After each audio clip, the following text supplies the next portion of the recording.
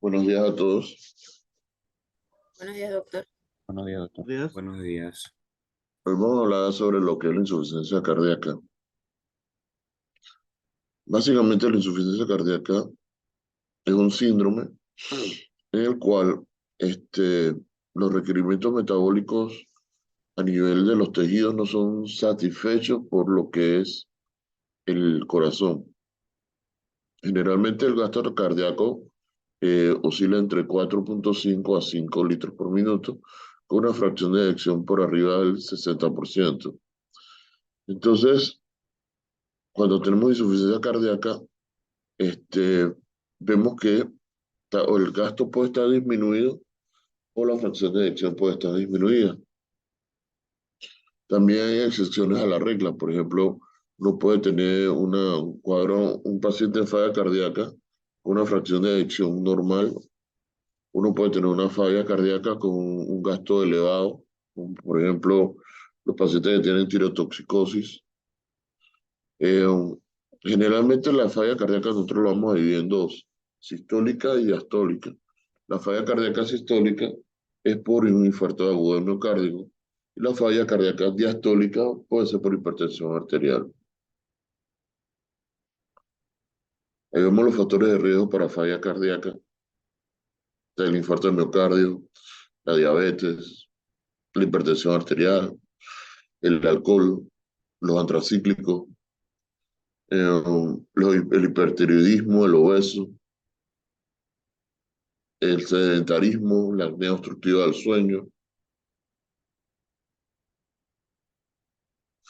Dentro de lo que es la fisiopatología de lo que es la falla cardíaca, vemos que se da una serie de modificaciones desde el punto de vista endocrino a nivel de lo que es los tejidos, va a aumentar la catecolamina, va a haber un aumento de lo que es el ventrículo izquierdo.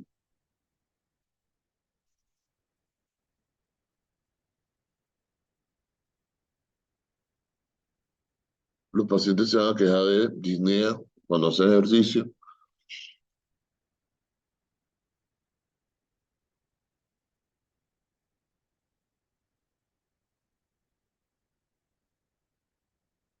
Desde el punto de vista de la clasificación de la falla cardíaca, también podemos clasificarlo en las lesiones que producen daño miocárdico directo, como por ejemplo la miocarditis, las miocardopatías o las alteraciones neuromusculares.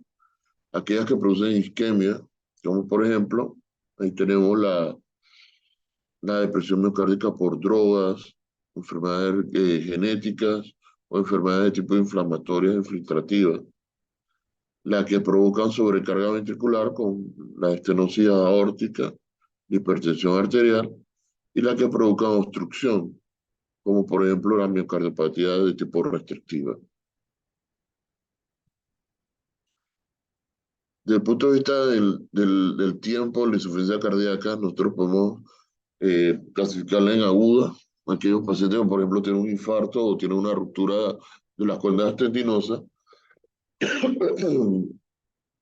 anatómica, derechas, izquierda, lo que habíamos mencionado, o por la fisiopatología sistólica o diastólica, en base a lo que es el infarto del miocardio o la hipertensión arterial.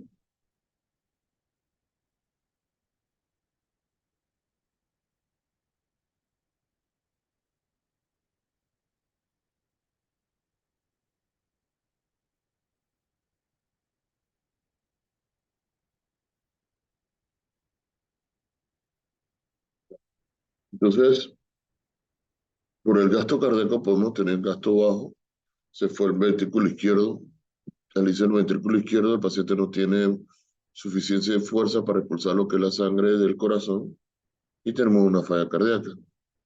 De gasto cardíaco elevado, por ejemplo, el beriberi, la tirotoxicosis, lo que han mencionado, o la anemia. Y con gasto cardíaco conservado, como por ejemplo los pacientes que tienen miocardiopatía hipertrófica, o los pacientes que pueden tener amiloidosis.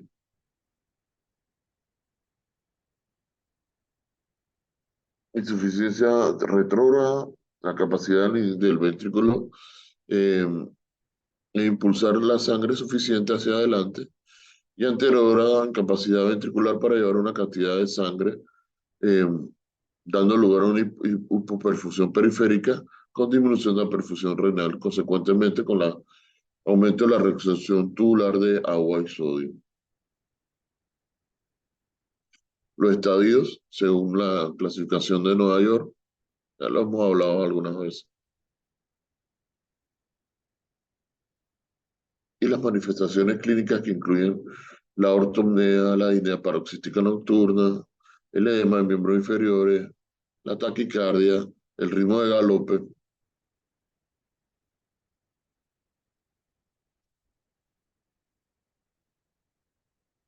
Esto ya lo mencionamos, la disnea de esfuerzo, la ortopnea, la disnea paroxística nocturna, o que de repente los pacientes lleguen con un edema agudo del pulmón.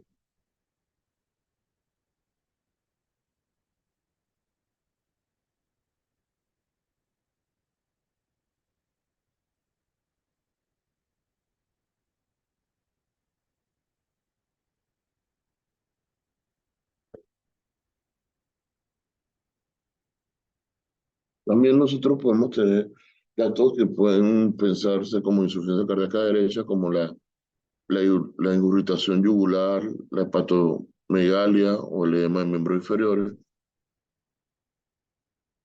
o el ritmo de galope o el ritmo auricular,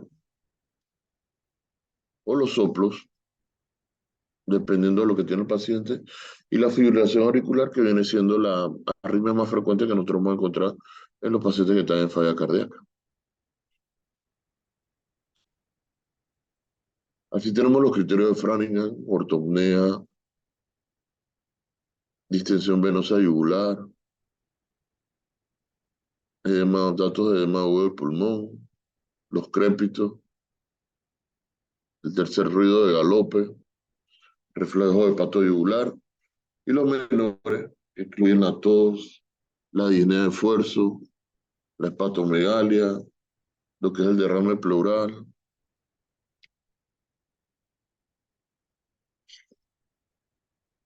Esto, el eco nos permite a nosotros también ver función, anatomía, calcular gasto cardíaco.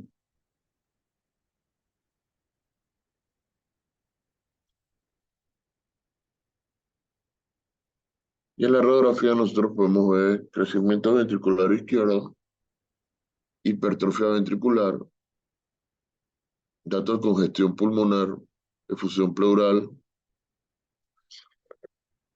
En la vez pasada, yo creo que eso se los conté a ustedes, ¿no? Eso era una paciente que pensaban que tenía un SRA y lo decían, dije, mira, una SRA del libro. Y tenía un ritmo de Durosiev.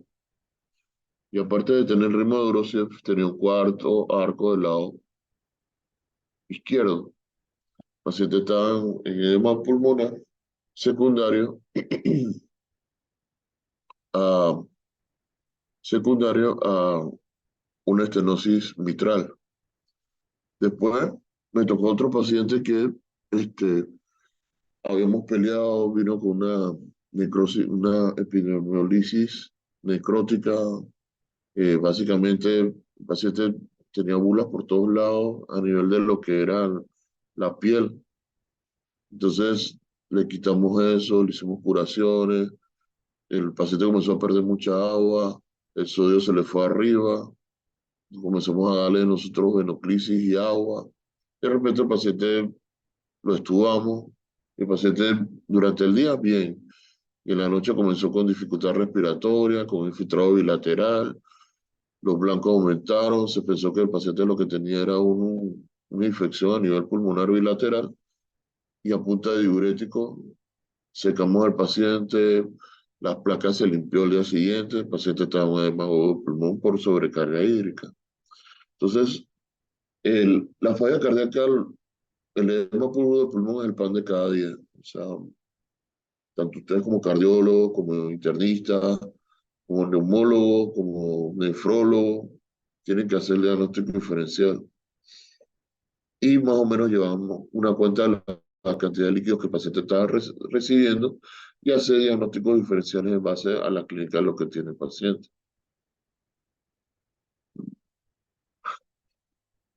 Generalmente, la trama vascular a nivel pulmonar debe manifestarse en menos de 2/3 de lo que es el área pulmonar. Cuando son más de 2/3, podemos pensar que el paciente está congestivo. Y pensamos que el paciente entonces lo que tiene son que las líneas Kerley están aumentadas. Y entonces estas son las cosas que nosotros vamos a encontrar en el EKG. Taquicardia sinusal, fibrilación auricular, arritmias de tipo ventriculares, secuelas de infarto, crecimiento ventricular izquierdo, los bloqueos. Los gases arteriales pueden tener hipoxémica, hipocapnia. Generalmente yo no le pido gases arteriales a los pacientes. O sea, los gases arteriales nosotros los pedimos bajo ciertas circunstancias que son, eh, porque generalmente cuando tú le vas a tomar un gas arterial a un paciente, ese es el punto donde más le duele al paciente. Y yo puedo, por ejemplo, con un gas venoso, yo puedo saber el pH, yo puedo saber la saturación, puedo saber la saturación venosa. La saturación venosa generalmente se dice que se debe hacer de un catéter central a nivel de lo que es la aurícula, y más o menos eso nos puede decir de una forma in vivo de cómo está la saturación venosa central. Y con la saturación venosa central nosotros podemos saber cómo está la hemodinámica del paciente, como por ejemplo la saturación viene menos de 60, ese paciente va a necesitar que se le coloque inotrópico al paciente, desde el punto de vista de la reanimación. Eso yo lo hago, pero con saturaciones venosas periféricas, y más o menos tenemos el mismo resultado. Estos pacientes que están en falla cardíaca probablemente van a necesitar dobutamina, milrinone, para tratar de ayudarlos a mejorar lo que es la contractibilidad.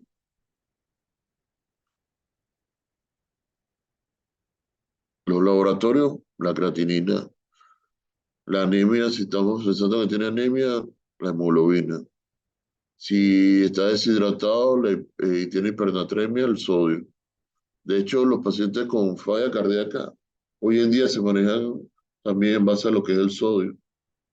Hipopotasemia por los diuréticos o la hiperpotasemia también por los diuréticos, por ejemplo, espironolactona, que es un retenedor de potasio. Podemos llevar al paciente a tener hiperpotasemia, y las glicemias también son importantes para nosotros, así como el BNP, la troponina,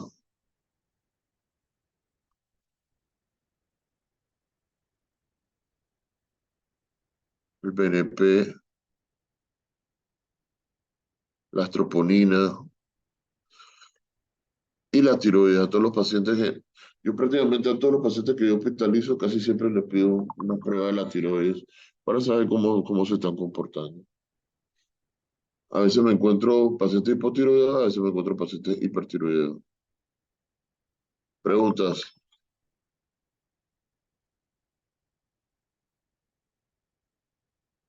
preguntas. Uno tiene preguntas, vamos a seguir, pues.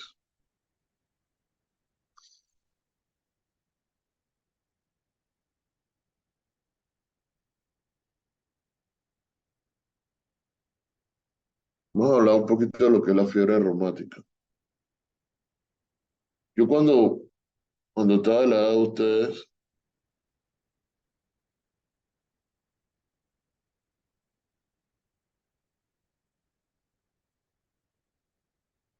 yo pensaba que la fiebre reumática era artritis reumatoidea. Y la fiebre reumática no tiene nada que, bueno, se parece a la artritis reumatoidea, pero no es artritis reumatoidea. La fiebre reumática básicamente es un padecimiento inflamatorio de tipo inmunológico sistémico que se produce por una infección de un coco gram positivo. De ahí va a afectar lo que son las articulaciones, el tejido celular subcutáneo y el corazón. Y en algún momento puede producir pericarditis, miocarditis o endocarditis, o una valvulopatía de tipo reumática, que generalmente la que más afecta es la mitral.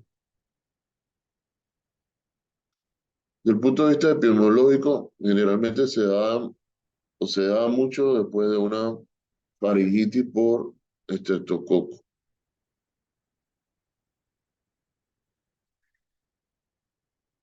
No sé, bueno, yo no soy cardiólogo, pero no sé qué tanto se ve en la consulta externa pacientes con estenosis mitral secundarios a fiebre reumática. Recuerden que en UCI nosotros vemos el fracaso de la medicina. Para nosotros la UCI viene siendo como el fracaso de la medicina porque las medidas de prevención en los pacientes no han funcionado o el control de los pacientes no han funcionado y quedan entonces en cuidados intensivos. Desde el punto de vista de la fiebre reumática, el estreptococo del grupo A la ocasiona. También se puede producir en aquellos pacientes que puedan tener impético o pioderma, pero se ha pensado, pero no está comprobado verdaderamente. Lo principal es la faringitis. Es una enfermedad autoinmune, autolimitada, que puede dar daño o secuela vascular. Tenemos factores relacionados con el hospedero. Por ejemplo, son más susceptibles desde el punto de vista hereditario, factores relacionados con el microorganismo que ha tenido infecciones precedentes por estreptococo y la respuesta inmunitaria hospedero susceptible al estreptococo del grupo A. Desde el punto de vista de la patogenia, el estreptococo va a ser como un antígeno que va a desarrollar una reacción inflamatoria y esta reacción inflamatoria se va a producir a nivel de lo que son el corazón, las articulaciones.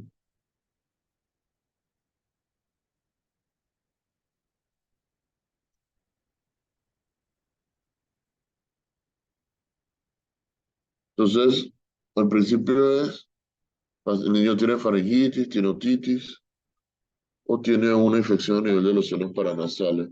Aquí es importante algo que ustedes tienen que pensar, o sea, cuando los niños tienen faringitis, generalmente las mamás, o sea, eh, ya no tienen tanto, bueno, sí tienen acceso a los antibióticos porque hay clínicas en las cuales le venden los antibióticos a las personas y no son sin receta. Pero algunas veces las mamás tienen el antibiótico en la casa y se lo dan al niño. La faringitis produce una fiebre bien alta. Entonces, eh, dije, no, porque tiene faringitis y no le voy a hacer caso. O sea, eso es algo que usted tiene que valorar, que es importante porque una de las consecuencias de la faringitis, de la otitis media, en estos pacientes que pueda desarrollar una fiebre reumática. Desde el punto de vista de las manifestaciones clínicas, esta es una faringitis purulenta. Mire, yo he tenido pacientes con esto y de repente también se ha desarrollado un acceso posterior a lo que son las amígdalas y esos accesos son bravos de tratar. En estos días yo tuve un paciente de 30 y pico años con una faringitis así y tenía datos de acceso retro y tuvo casi 2 semanas hospitalizado porque nada que le bajaba la fiebre, nada que le bajaba el acúmulo de pus y tuvo inclusive con antibióticos hasta recibió carbapenémico, porque ni la cetrazona ni la levofloxacina le hacían efecto. Y todos los cultivos le salieron negativos.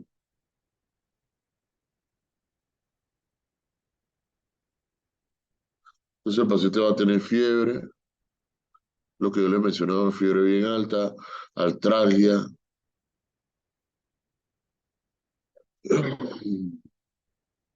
artritis,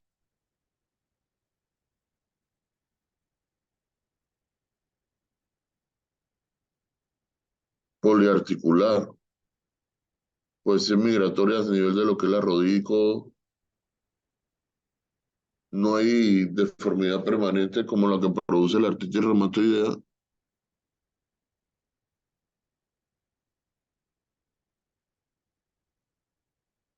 Puede producirse carditis y la carditis pues, se puede asociar a pericarditis, arritmias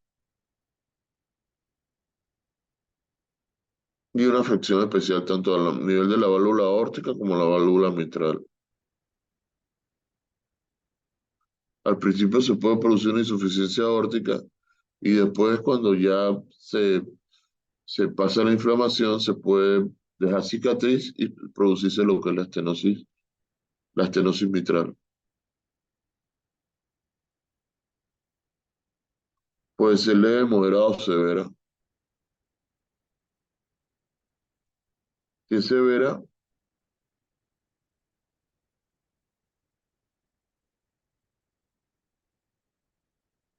si es severa, va a haber una insuficiencia mitral, perdón, una insuficiencia aórtica y mitral con signo de falla importante, con signo de falla cardíaca.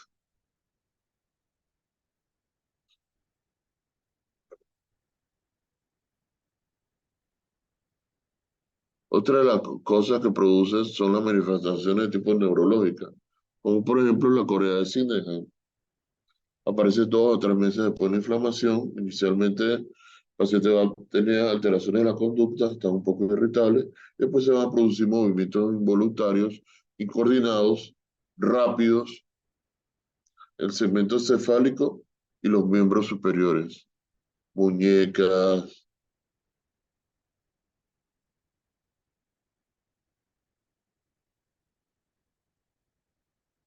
Puede haber nódulos subcutáneos también, como lo que se produce en la artritis reumatoidea, parecidos, eritema marginado, que son erupciones evanescentes, maculares, no pruriginosas.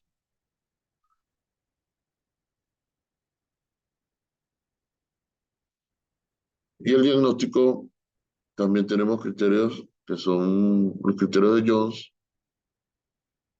en la cual tenemos las manifestaciones mayores, como lo son la carditis, la poliartritis, el eritema marginado, la corea o los nódulos subcutáneos.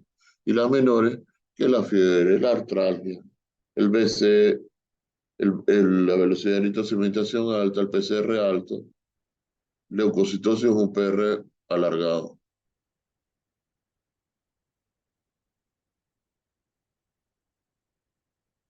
Y signos de infección por estreptococo.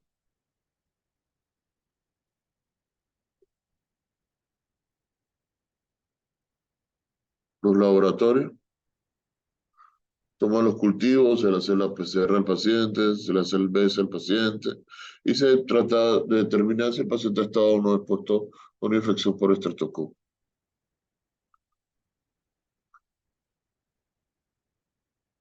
El QAG puede tener alteraciones como un alargamiento del PR, bloqueo de primer grado. Si tiene una pericarditis va a tener una elevación del ST en todos los segmentos y puede tener derrame pericárdico. Y el eco, alteración valvular. Hacemos el ecodoppler y vamos a ver que el paciente está insuficiente a nivel de lo que es la válvula. Tenemos al diagnóstico diferencial, la artritis reumatoidea, la artritis infecciosa, la endocarditis, la enfermedad de Lyme. Y aquí vemos lo que es el tratamiento, controlar la infección, eliminar el germen, la penicilina, el reposo.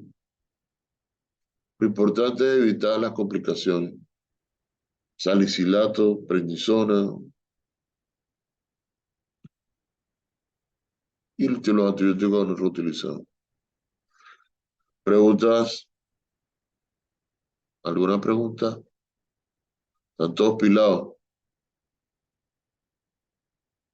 Bueno, si no hay más preguntas, continuamos.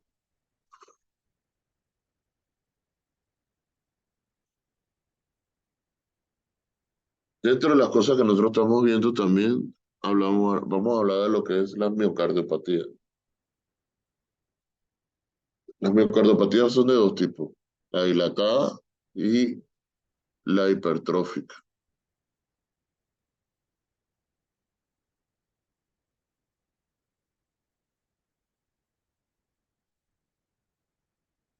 Entonces, la miocardiopatía hipertrófica generalmente se da por antecedentes familiares. Pacientes jóvenes, papá murió muy joven y nosotros comenzamos a ver lo que es la miocardiopatía, que puede ser sectal, concéntrica, apical. Dentro de lo que es la miocardiopatía, la etiología puede ser de causa desconocida, mutación de las proteínas sarcoplásmicas, y al aumentar de forma concéntrica lo que es todo el corazón, o sea, el músculo cardíaco, se va a producir isquemia.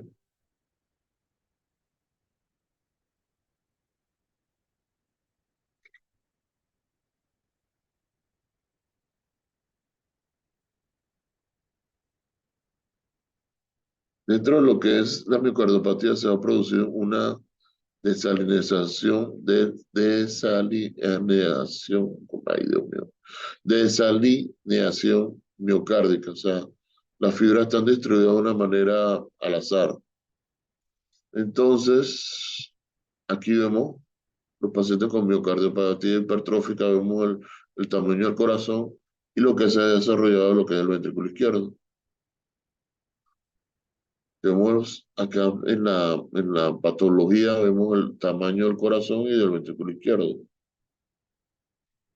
Va a haber fibras desorganizadas, va a haber alteraciones valvulares, y vemos el corazón de gran tamaño, al cual la sangre tiene que suplirlo.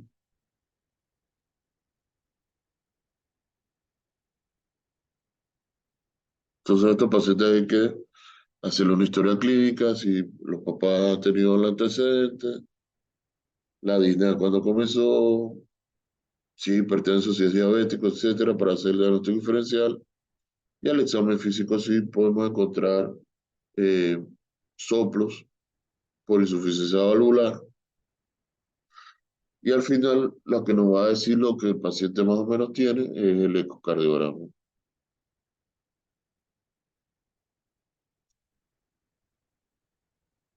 Entonces vamos a encontrar que, desde el punto de vista clínico, que el paciente de repente pueda tener muerte súbita, disnea, dolor torácico, síncope y fibraciones auriculares o arritmia.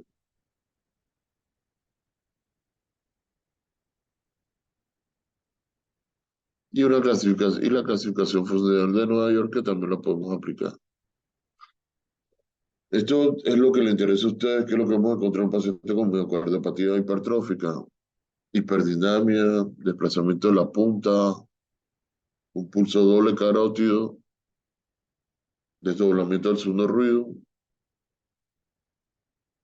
y ya cuando encontramos los soplos ya es una etapa muy tardía.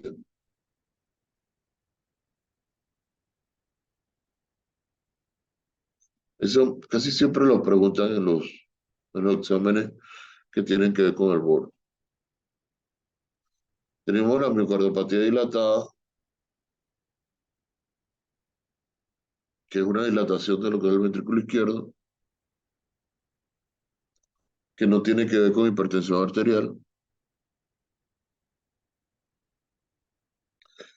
Volvemos a lo mismo. Generalmente no sabemos por qué se produce, o puede ser por isquemia, puede ser por antecedentes familiares, puede ser tóxica por el alcohol, por la cocaína, los atracíclicos, el Chagas, ustedes que son expertos en bichos.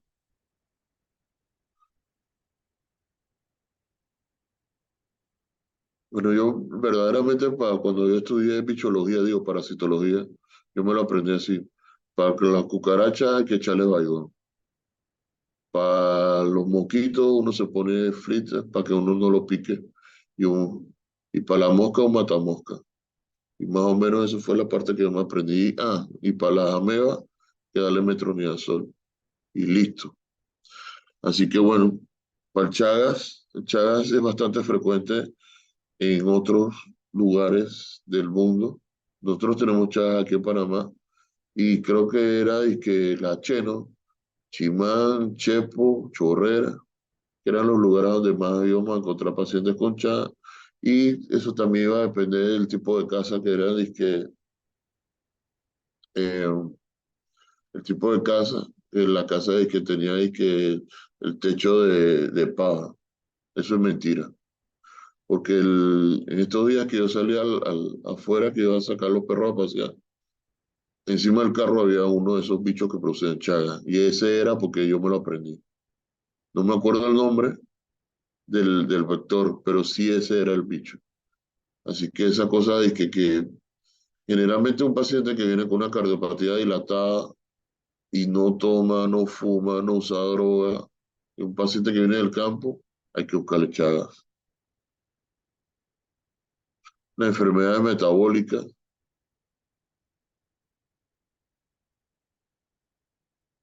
la hemocromatosis, la toxoplasmosis, la sarcoidosis, la miocardiopatía postparto,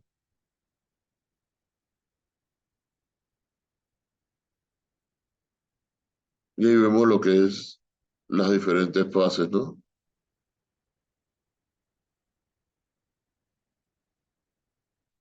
Lo mismo, signo de falla cardíaca, disnea, astenia, dinamia parasítica nocturna, o sea, lo mismo, o sea, signo de falla cardíaca. Por eso es que la falla cardíaca es un síndrome, o sea, lo puede producir diferentes enfermedades y más o menos son los mismos síntomas y signos.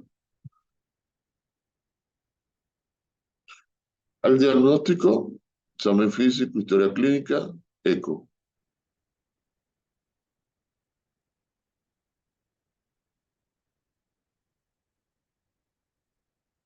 La dilatación del ventrículo izquierdo, miren el grosor, o sea, es delgadito, delgadito, delgadito. Esas son cuatro cámaras, lo que están viendo en la diapositiva y generalmente el cuatro cámaras se hace por debajo de la tetilla del lado izquierdo.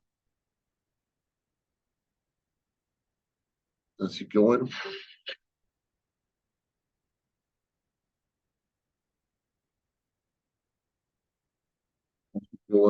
en este momento, eh,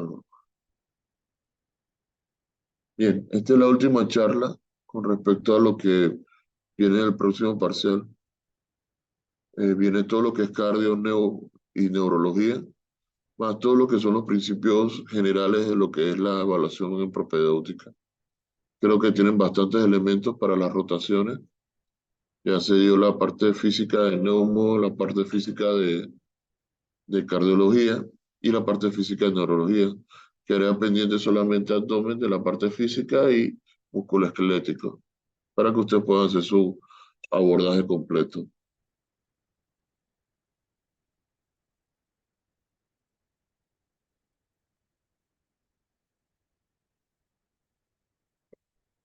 ¿Tiene alguna pregunta? Con mucho gusto y si no, bueno, nos vemos en la semana y después nos vemos en el parcial. Disculpe, doctor.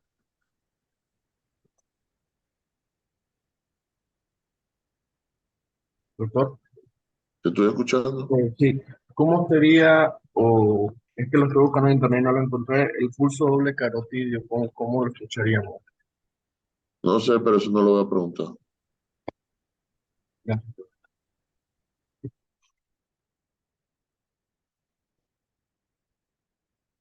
Ahorita lo que importa es el examen físico normal y las cosas que son patológicas, yo las he mencionado casi todas.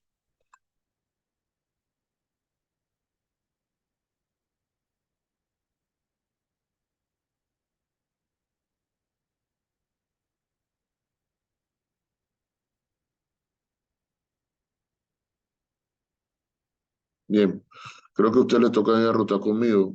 Cuando vaya a rotar conmigo a UCI, importante que no tomen fotos del expediente ni de los pacientes. y no comenten los casos con nadie de las cosas que usted va a ver en la UCI. Se los menciono porque hubo un estudiante X en X semestre que hizo eso. Y eso, o sea, a mí no me ocasionó problemas, pero de repente, desde el punto de vista de las rotaciones, sí los puede afectar a ustedes. De repente, el hospital diga que, o sea, uno tiene que mantener una norma de conducta dentro de lo que es la UCI. Eh, Generalmente, usted no va a entrar directamente a ver pacientes de UCI, pues nosotros tenemos pacientes hospitalizados de otras cosas, como por ejemplo de cardiología, por ejemplo de pacientes coronarias, a los cuales ustedes van a abordar y les van a hacer la historia clínica, etcétera, etcétera, etcétera. Así que bueno, eso es lo que está. Chao. Hasta luego, doctor. Luego, doctor. Doctor. Luego, doctor. Doctor. Hasta luego, doctor.